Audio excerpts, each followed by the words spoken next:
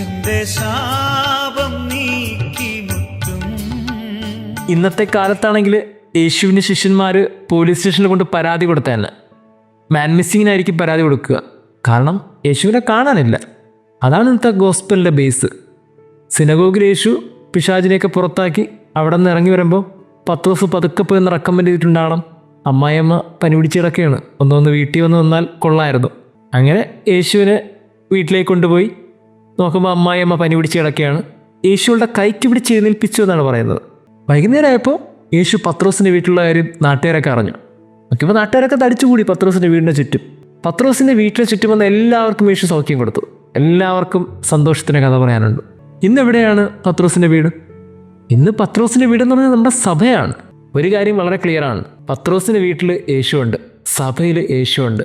നമ്മളവിടെ ആയിരുന്നാൽ മാത്രം മതി, അവൻ നമ്മളെ സൗഖ്യപ്പെടുത്തും.